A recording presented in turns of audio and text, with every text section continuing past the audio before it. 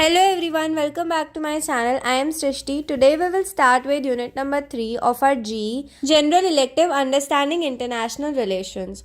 हमने पहले ही unit number 1 and unit number 2 को कंप्लीट कर लिया है. अगर आपने वो वाले वीडियोस नहीं देखे हैं तो पहले जाके वो देखो and then come back to this. Link is there in the description box. अब हम लोग स्टार्ट करते हैं यूनिट नंबर 3. सबसे पहले हम लोग सिलेबस देख लेते हैं. जैसे कि आप देख सकते हो there are 5 units under this general elective. Already हमने 2 यूनिट्स को कवर कर लिए है एंड थर्ड यूनिट भी हम इस वीडियो में कवर कर लेंगे और फोर्थ और फिफ्थ यूनिट हम अपकमिंग वीडियोस में कवर करेंगे and then I will post a one shot video where you can read all the units in one go. Okay, so now let's start. Our third unit is inequalities. आज के world में inequality हर level पर देखी जाती है, political, military, economic और environmental. ये inequalities ना सिर्फ कंट्रीज के बीच बल्कि डिफरेंट रीजन्स और पीपल के बीच भी होती है. इन इनइक्वालिटीज का ग्लोबल पॉलिटिक्स पर बहुत बड़ा इम्पैक्ट होता है. आज हम 3 इंपॉर्टेंट टाइप्स ऑफ इनइक्वालिटी समझेंगे. First is politico military inequality, big states, small states. Second is economic inequality, rich states and poor states. Third is climate change, global common and differentiated responsibilities. ये सब हमारे syllabus के अंदर mentioned है. तो चलिए शुरू करते हैं with the first topic which is politico military inequality. Politico military inequality का मतलब है बड़े देश अपनी मिलिट्री और पॉलिटिकल पावर का यूज छोटे देशों के ऊपर डोमिनेंस बनाने के लिए करते हैं.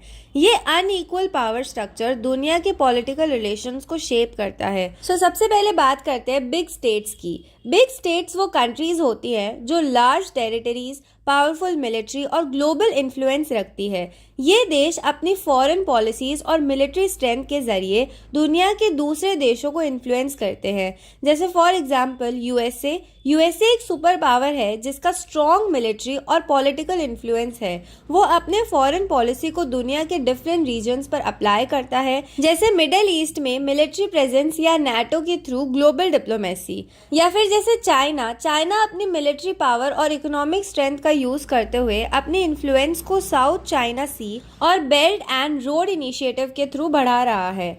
Now let's C small states. Small states वो कंट्रीज होती है जो टेरिटरी, पॉपुलेशन और मिलिट्री स्ट्रेंथ में कंपैरेटिवली वीक होती है. ये देश अपनी सॉवरेनिटी को प्रोटेक्ट करने के लिए बड़े स्टेट्स के इन्फ्लुएंस के अंडर आते हैं. जैसे फॉर एग्जांपल मालदीव्स जैसे छोटे आइलैंड्स अपनी सिक्योरिटी कंसर्न्स और इकोनॉमिक डिपेंडेंसीज के लिए बड़े स्टेट्स जैसे इंडिया और चाइना के ऊपर डिपेंडेंट होते हैं. या फिर जैसे भूटान अपनी फॉरेन पॉलिसी को इंडिया के इन्फ्लुएंस के अंडर रखता है और अपने सिक्योरिटी कंसर्न्स को इंडिया के साथ कोऑर्डिनेट करता है. अब हम देखते हैं पॉलिटिको मिलिट्री इनइक्वालिटी के इम्पैक्ट्स.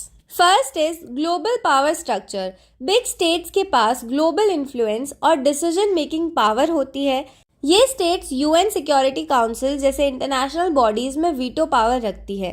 जैसे फॉर एग्जांपल यूएसए और रशिया का यूएनएससी में वीटो पावर होना जो स्मॉल स्टेट्स के इंटरेस्ट को इन्फ्लुएंस करता है. Second is security dilemmas. Small states को अपनी सिक्योरिटी को प्रोटेक्ट करने के लिए बड़े स्टेट्स की मिलिट्री असिस्टेंस की जरूरत पड़ती है. जैसे फॉर एग्जांपल यूक्रेन को रशिया के मिलिट्री थ्रेट से बचाने के लिए नाटो की सपोर्ट चाहिए थी. Third is influence on global decisions. Big states अपने इकोनॉमिक और पॉलिटिकल लिवरेज का यूज करते हैं छोटे स्टेट्स को अपने फॉरेन पॉलिसी ऑब्जेक्टिव्स के लिए इन्फ्लुएंस करने के लिए. जैसे फॉर एग्जांपल यूएस और यूरोप का इन्फ्लुएंस डेवलपिंग कंट्रीज को ट्रेड एग्रीमेंट और डिप्लोमेटिक डिसीजंस में इम्पैक्ट करता है. बेसिकली पॉलिटिको मिलिट्री इनइक्वालिटी दुनिया के ग्लोबल पावर स्ट्रक्चर को डिफाइन करता है. बिग स्टेट्स अपनी मिलिट्री और इकोनॉमिक पावर के थ्रू दुनिया के पॉलिटिक्स को कंट्रोल करते हैं, जबकि स्मॉल स्टेट्स अपनी सिक्योरिटी और सॉवरेनिटी के लिए बड़े स्टेट्स पर डिपेंड करते हैं. ग्लोबल डिसीजंस और इंटरनेशनल रिलेशंस को ये इनइक्वालिटीज शेप करती है जो स्मॉल स्टेट्स के पॉलिटिकल और मिलिट्री ऑटोनॉमी को इन्फ्लुएंस करती है. अब चलते हैं हमारे नेक्स्ट टॉपिक पे which is economic inequality, rich states, poor states.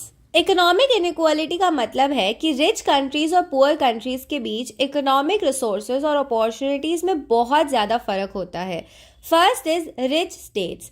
Rich states वो कंट्रीज होती है जो स्ट्रॉन्ग इकोनॉमीज, एडवांस टेक्नोलॉजी और लार्ज इंडस्ट्रियल बेस रखती है। इन देशों का जीडीपी, ग्रॉस डोमेस्टिक प्रोडक्ट, बहुत हाई होता है और इनके पास फाइनेंशियल रिसोर्सेज, एडवांस्ड इंफ्रास्ट्रक्चर और ग्लोबल इकोनॉमिक इन्फ्लुएंस होती है। जैसे हम रिच स्टेट्स का एग्जाम्पल लेते हैं, यूएसए दुनिया का लार्जेस्ट इकोनॉमी है और अपनी टेक्नोलॉजिकल एडवांसमेंट्स और फाइनेंशियल स्ट्रेंथ के थ्रू ग्लोबल मार्केट्स में इन्फ्लुएंस करता है। Second example is Germany European union का इकोनॉमिक पावर हाउस है और अपनी मैन्युफैक्चरिंग और एक्सपोर्ट बेस्ड इकोनॉमी से दुनिया की इकोनॉमी को शेप करता है। या फिर जापान भी एक रिच स्टेट है जो टेक्नोलॉजी और इनोवेशन में लीडिंग है और ग्लोबल मार्केट्स में अपना डोमिनेंस रखता है। अब देखते हैं पुअर स्टेट्स वो कंट्रीज है जो low income economies, limited resources और अंडर डेवलप्ड इंफ्रास्ट्रक्चर रखती है। इन देशों की जीडीपी बहुत कम होती है और वो डेवलप्ड कंट्रीज के इकोनॉमिक सिस्टम्स पर डिपेंडेंट रहते हैं। ये देश अपनी पॉवर्टी, लिमिटेड इंडस्ट्रियलाइजेशन और हेल्थ एंड एजुकेशन सेक्टर्स को इम्प्रूव करने के लिए फॉरेन एड और लोन्स पर ज़्यादा डिपेंडेंट होते हैं। जैसे for example poor states, first is Somalia एक अंडर डेवलप्ड इकोनॉमी है जहां सिविल वॉर और पॉलिटिकल इंस्टेबिलिटी की वजह से इकोनॉमिक ग्रोथ काफ़ी लो है।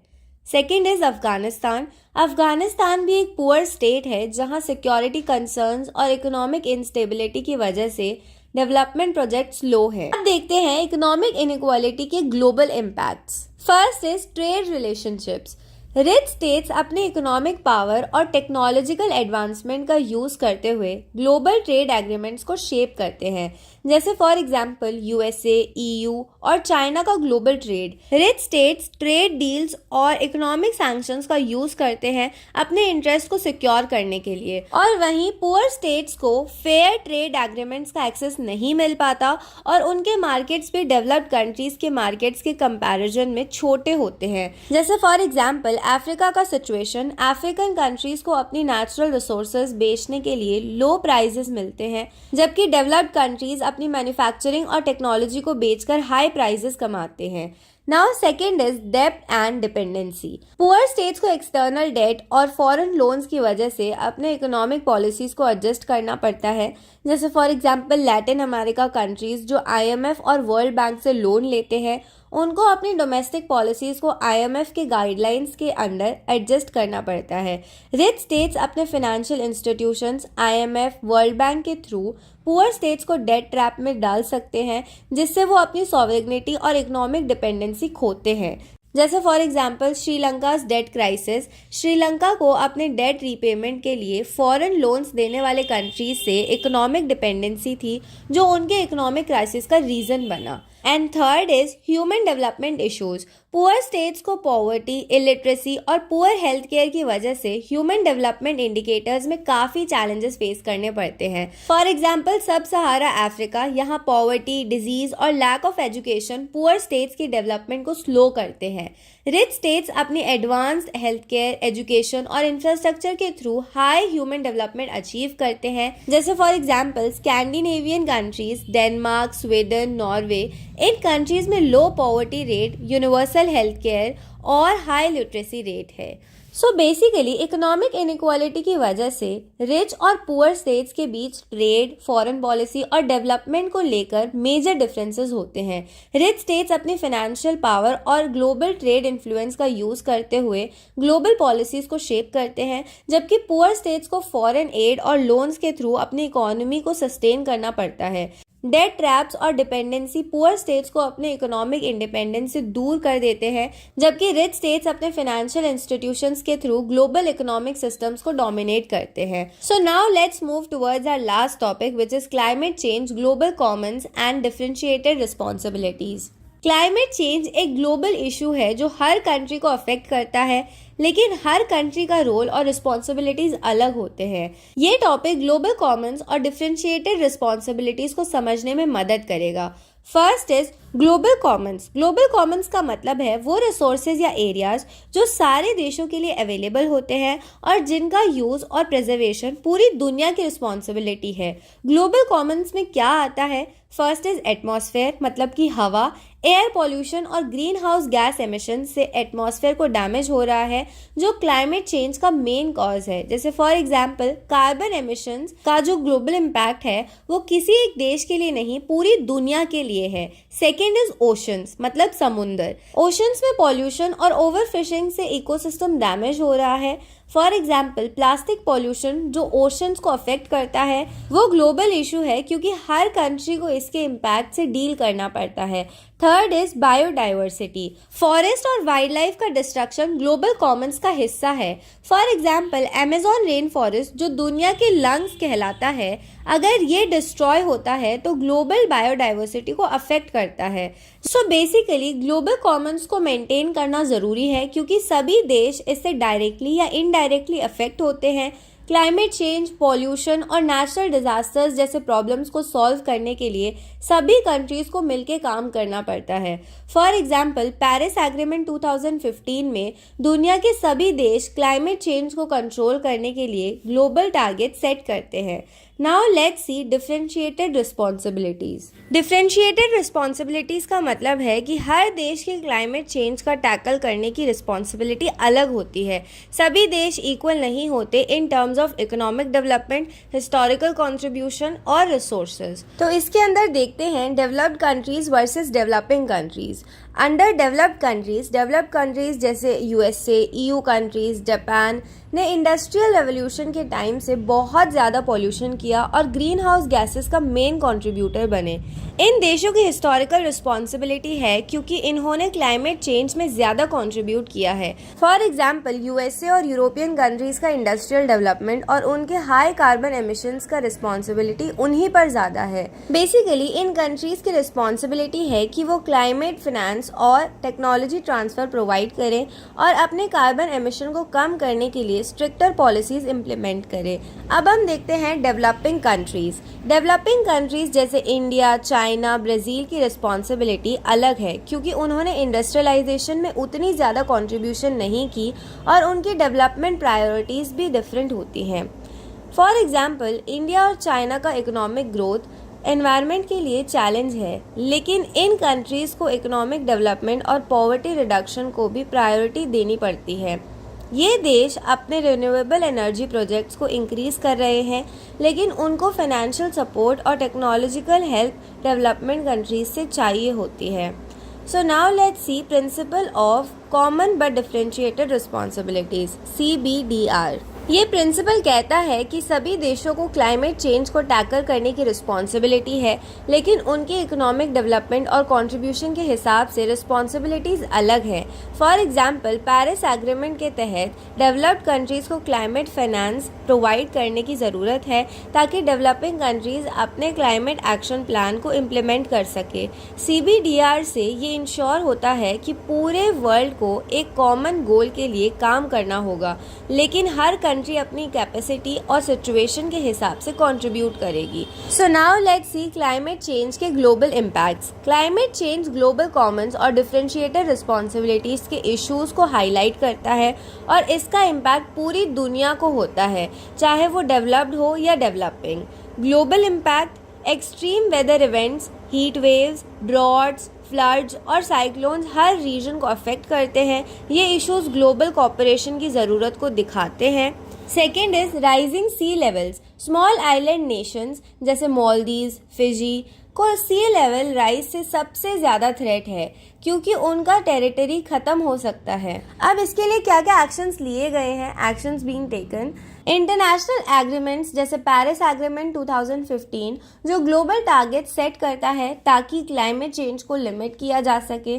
क्लाइमेट फिनेंस का सिस्टम है जिसमें डेवलप्ड कंट्रीज अपने फाइनेंशियल रिसोर्सेज और टेक्नोलॉजी डेवलपिंग कंट्रीज को देने के लिए रिस्पॉन्सिबल होते हैं। सो बेसिकली ग्लोबल कॉमन्स वो रिसोर्सेज हैं जो सभी देशों के लिए इम्पॉर्टेंट होते हैं और उनको प्रोटेक्ट करने की रिस्पॉन्सिबिलिटी सभी कंट्रीज की है। डिफरेंशिएटेड रिस्पॉन्सिबिलिटीज का कॉन्सेप्ट ये कहता है कि हर देश की रिस्पॉन्सिबिलिटी अलग होती है based on economic development, historical emissions और रिसोर्सेज। क्लाइमेट चेंज एक ग्लोबल इशू है, लेकिन उसे टैकल करने की अप्रोच सभी कंट्रीज की कैपेसिटी और सिचुएशन के हिसाब से अलग होती है। So now conclusion. आज हमने इनइक्वालिटीज के 3 टॉपिक्स को डिस्कस किया: politico military inequality, economic inequality और climate change. Politico military inequality में बड़े देश अपनी मिलिट्री और पॉलिटिकल पावर के जरिए स्मॉल स्टेट्स को इन्फ्लुएंस करते हैं। इकोनॉमिक इनइक्वालिटीज में रिच स्टेट्स अपने इकोनॉमिक पावर का यूज करते हैं, जबकि पुअर स्टेट्स को फॉरेन एड और लोन्स की जरूरत पड़ती है। क्लाइमेट चेंज ग्लोबल इशू है जिसमें ग्लोबल कॉमन्स को प्रोटेक्ट करना सभी देशों की शेयर्ड रिस्पॉन्सिबिलिटी है, लेकिन डेवलप्ड और डेवलपिंग कंट्रीज के रोल्स अलग होते हैं। इन इनइक्वालिटीज़ का इंटरनेशनल रिलेशंस पर बहुत बड़ा इम्पैक्ट है, जहां कंट्रीज अपने इकोनॉमिक, पॉलिटिकल और एनवायरमेंटल कैपेसिटीज़ के हिसाब से ग्लोबल चैलेंजेस को एड्रेस करते हैं। So this was our unit number 3। I hope आपको यूनिट नंबर 3 अच्छे से क्लियर हो गया होगा। Still if you have any doubts, feel free to ask me in the comment box. I will reply you as soon as possible. Thank you so much for watching and don't forget to subscribe to my channel.